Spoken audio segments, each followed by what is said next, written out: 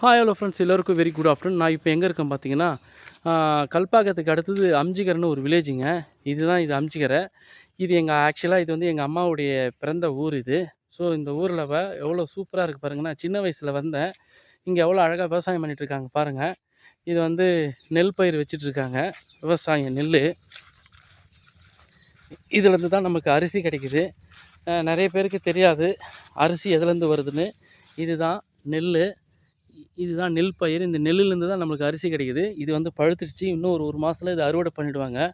இது அறுத்துட்டாங்கன்னா அதுக்கப்புறமாக்கி என்ன ப்ராசஸிங்கோ அதுக்கேற்ற மாதிரி ரெடி பண்ணி அரிசியை ரெடி பண்ணி மிஷினில் போட்டு அறுத்து நமக்கு சிட்டியில் அரிசி மூட்டையாக வருது. ஸோ எப்படி இருக்குது பாருங்கள். அப்புறம் உங்களுக்கு இன்னொன்று காட்டுறேன். வெண்டைக்காய் செடி எப்படி காட்டுறேன் பாருங்கள்.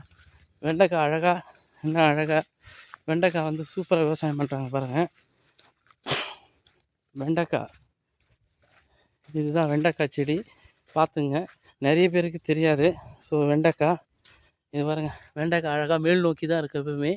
இது மாதிரி கத்திரிக்காய் செடி, வெண்டைக்காய் செடி நிறைய விவசாயம் பண்ணுவாங்க. நீங்கள் பாருங்கள், கிணறு காட்டுறேன் பாருங்கள். சூப்பராக கிணறு. இந்த விவசாயத்துக்கெல்லாம் கிணறுன்னு ஒன்று வேணும், தண்ணின்னு ஒன்று வேணும்ல. மனுஷனுக்கு மட்டும் தண்ணி இல்லை, நம்ம எல்லாத்துக்கும் தண்ணி தேவைப்படுது பாருங்கள். இதில் தான் பம்பு செட்டு போட்டு எடுக்கிறாங்க. சுற்றி விவசாயங்க. எவ்வளோ அழகாக இருக்குது பாருங்களேன். இது எங்கள் அம்மாவுடைய பிறந்த ஊர். ஓகே ஃப்ரெண்ட்ஸ், அதுக்கப்புறம் உங்களுக்கு இன்னொன்று காட்ட போகிறேன். எட்டிக்காய் மரம். அந்த காலத்தில் வந்து யாராவது சண்டை போட்டுட்டாவோ கோச்சிக்கிட்டாவோ மிஸ் அண்டர்ஸ்டாண்டிங் ஆனால் இந்த எட்டிக்காய் மரத்தில் தான் வந்து பறித்து சாப்பிட்டுடுவாங்க. இது வந்து ரொம்ப பாய்சன். இது சாப்பிடக்கூடாது. ஆடு மாடு எதுவுமே சாப்பிடாது. இது குரங்கு கூட சாப்பிடாதுங்க. இதுதான் எட்டிக்காய். இது பாருங்கள், எட்டிக்காய். ஸோ இது பழுத்துச்சுன்னா மஞ்சள் கலரில் ஆகும். இந்த இந்த தோப்பே ஃபுல்லாக எட்டிக்காய் தோப்பு தான். எப்படி இருக்குது பாருங்களேன். இந்த மரம் ஃபுல்லாக எட்டிக்காய் தோப்பு மரம்.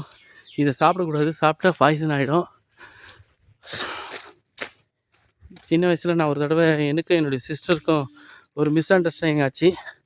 அதில் நான் வந்து இந்த எட்டிக்காய் அரைச்சி ரசம் சாதத்தில் சாப்பிட போகிறேன். உடனே தட்டி விட்டுட்டாங்க. இல்லைன்னா நான் இந்நேரம் இந்த வீடியோ போட்டிருக்க மாட்டேங்க. இந்நேரம் எந்த மண்ணில் புதைச்சிருப்பனோ இதுக்கு அங்கே பாருங்கள், எட்டிய பழம் எவ்வளோ காய்ச்சிருக்கு பாருங்கள். பழம் நினச்சிட்டு நம்ம சாப்பிட்டோன்னு வச்சிங்களேன், அவ்வளோதான். பாருங்க எவ்வளோ எட்டிக்காய் மரம். இந்த இடத்துலாம் நாள் ஞாபகம் இருக்குது. அப்போல்லாம் வந்து வெறும் சாதாரண கல்லில் இருந்தது. இந்த இடத்துல யாரும் வரமாட்டாங்க. ரொம்ப இருட்டாக இருக்கும். எங்கே பார்த்தாலும் தோப்பு பயங்கரமாக இருக்கும். இங்கே பாருங்கள் அழகா. வணக்கம் நண்பர்களே. நெல் எப்படி வருதுன்னு பார்த்தீங்களா? இதாங்க நெல். சூப்பராக வருது பாருங்கள். இதான் நெல் பயிர். ஸோ நம்ம சாப்பிட்ற அரிசி இதுலேருந்து தான் வருது. பாருங்கள் அவ்வளோ அழகா. செல்லியம்மன் திருக்கோயில். ஓகே ஃப்ரெண்ட்ஸ், பாய்.